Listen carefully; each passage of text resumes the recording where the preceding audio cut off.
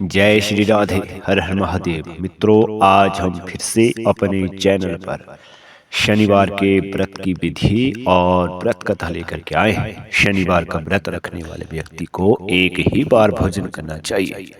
भोजन में काले तिल और काले उड़द का विशेष महत्व है। शनिदेव की पूजा में तांबे के पैसे, तेल, काले उड़द और काला वस्त्र चढ़ाया जाता है। इससे शनिदेव प्रसन्न होते हैं। यदि किसी जातक की जन्म कुंडली में शनि ग्रह पीड़ित है, अस्त है, या शनि ग्रह खुद राहु के प्रभाव में हो या केतु के प्रभाव में हो या डिग्री बल में, अंश बल में बहुत कम है, तो शनि से संबंधित कोई उपाय या शनिवार के व्रत वह कर सकता है।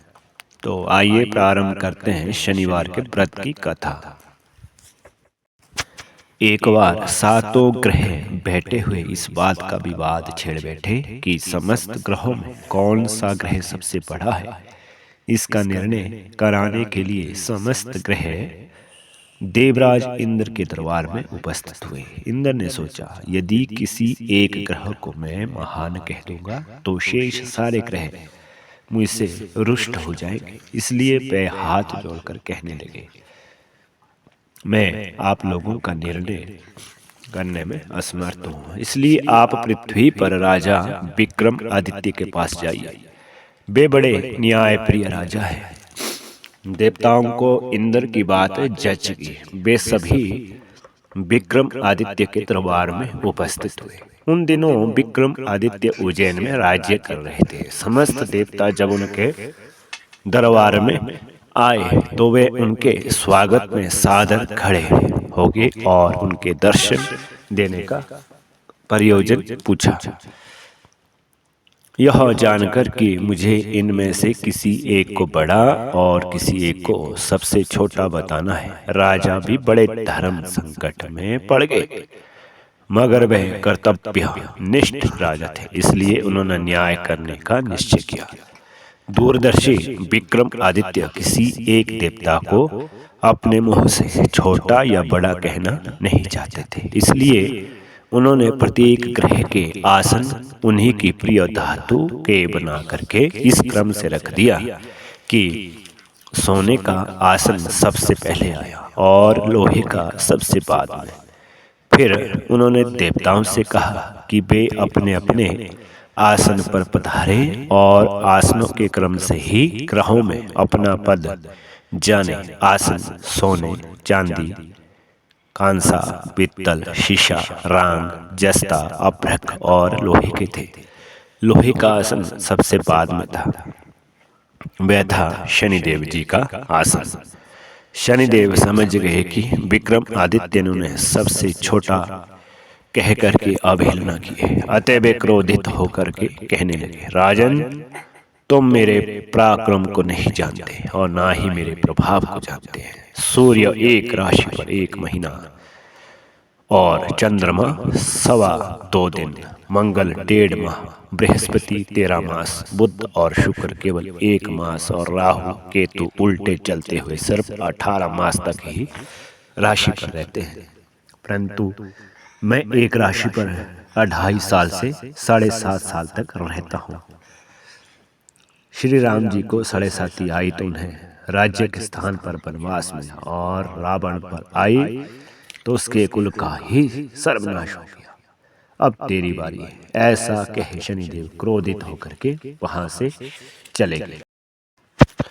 काल चक्र के अनुसार राजा विक्रम आदित्य पर जब 7.5 आई, तब शनिदेव घोड़ों का सौदागर बन करके उज्जैन नगरी में पधारे। उनके मायावी घोड़े बहुत ही मनभावक थे। राजा ने घोड़े के सौदागर के आने का समाचार सुना तो अश्वपाल को उन्हें देखने और छांटने के लिए भेजा। अश्वपाल द्वारा चुने गए घोड़ों में एक घोड़ा इतना सुंदर था कि राजा की तबीयत उसकी सवारी करने को ललचा गई। राजा जैसे ही घोड़े के पीठ पर बैठे, वैसे ही घोड़ा हवा से बात करता हुआ ऐसा दौड़ा कि कुछ ही क्षणों में राजा को एक बीहड़ जंगल में पहुंचा दिया। बीहड़ जंगल होता है घना जंगल। देखते ही देखते अंतर ध्यान हो गया। अब तो राजा विक्रमादित्य जंगल में मारे मारे फिरने लगे। भटकते भटकते उन्हें एक ग्वाला मिला। प्यास से व्याकुल राजा को उसने पानी पिलाया। प्रसन्न होकर राजा ने उससे अपनी अंगूठी दे दी। उसके बाद वे तलाश करते हुए नगर की ओर बढ़े। कुछ ही देर में वे एक नगर में पहुंच गए। वहां उनकी भेंट नगर सेठ से हुई। सेठ ने उन्हें भूखा प्यासा देख करके खाना खिलाया और अपनी दुकान पर एक और बैठ जाने को कह दिया। शनि महाराज की कृपा से उस दिन सेठ की खूब आमदनी हुई। सेठ ने राजा को भाग्यवान पुरुष समझकर अपने यहाँ रखने का फैसला किया। सेठ राजा को अपने घर ले गया। जिस समय राजा भोजन कर रहा था तब वह कमरे में अकेले थे और उस कमरे की खूंटी पर एक 9 लखा हार टंगा था। राजा की जैसे ही उस पर नजर गई, खूंटी उस हार को देखते ही देखते निगल गई। कुछ देर बाद सेठ कमरे में आया और उसे खूंटी पर हार न पाया तो उसने राजा को हार की चोरी के अपराध में नगर के न्यायपति की सेवा में उपस्थित कर दिया। सारी वस्तु स्थिति को सोच समझकर न्यायपति ने राजा के दोनों हाथ पैर काटकर चौरंगिया बना देने का फैसला सुना दिया। न्यायपति के आदेश अनुसार जब राजा चौरंगिया बन गया तो उस नगर के एक तेली को राजा पर दया आ गई। वह उसे उठा लाया। उसने उसकी दवा आदि करा करके उसको इस योग्य बना दिया कि वह कोल्लू के पीछे बैठ जाने के लायक हो गया और अपनी आवाज से बैल हाँक सके। इस तरह समय बीतता गया। 7.5 बीतने में कुछ ही काल बचा था कि एक दिन चौरंगिया को वर्षा ऋतु में मल्हार राग गाने की सूझी। रात की खामोशी में उसकी मनमोहक ध्वनि राजकुमारी के कानों में पड़ी।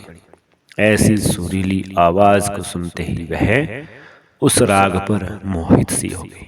उसने दासी को भेजकर उसका अत्ता पत्ता मालूम कर लिया। रागी चौरंगिया है, इसलिए रानी ने प्रण कर लिया कि अगर वह विवाह करेगी तो उसी रागी से विवाह करेगी, वरना आजीवन अविवाहित रहेगी।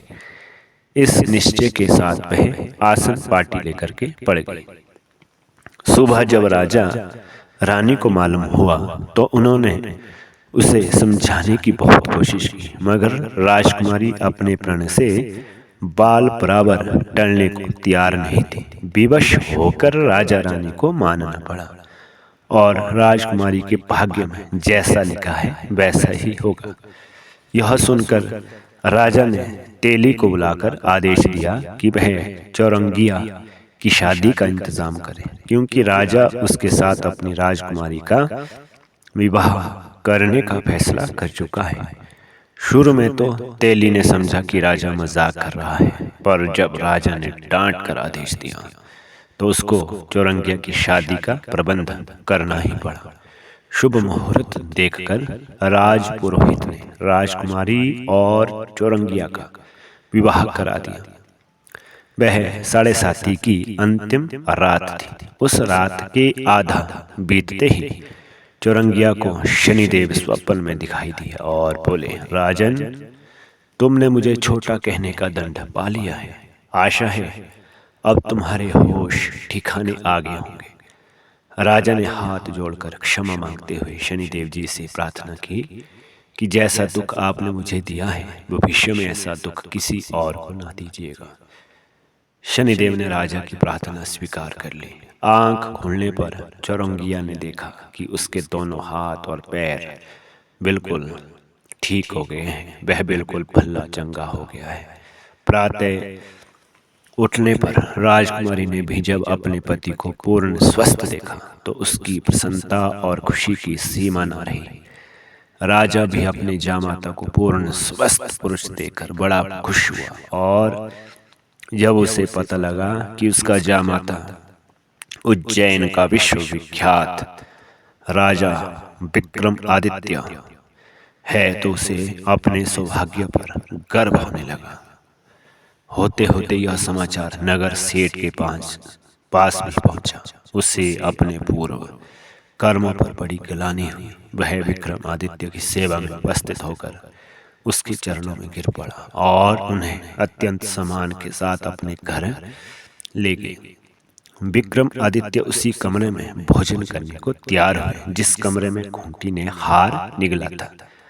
राजा जब खाना खा रहे थे तब लोगों ने आश्चर्य से देखा कि खूंटी हार उगल रही है। यह देखकर नगर सेठ ऐसा अभिभूत हुआ कि उसने अपनी कन्या श्री कबरी का विवाह भी राजा विक्रमादित्य के साथ अत्यंत धूमधाम से करा दिया। कुछ दिनों के पश्चात जब राजा विक्रमादित्य अपनी राजधानी में आए तो लोगों को बहुत प्रसन्नता हुई और उन्होंने राजा और दोनों रानियों का बहुत अच्छे से स्वागत किया। पुनः राज्य प्राप्ति कर लेने के बाद राजा ने राज्य में घोषणा कर दी कि कोई शनिदेव को छोटा न कहे। प्रत्येक शनिवार को व्रत रखकर उनकी कथा सुने और उन्हें तेल, काले उड़द, काले कपड़े और तांबे का चढ़ावा चढ़ाए।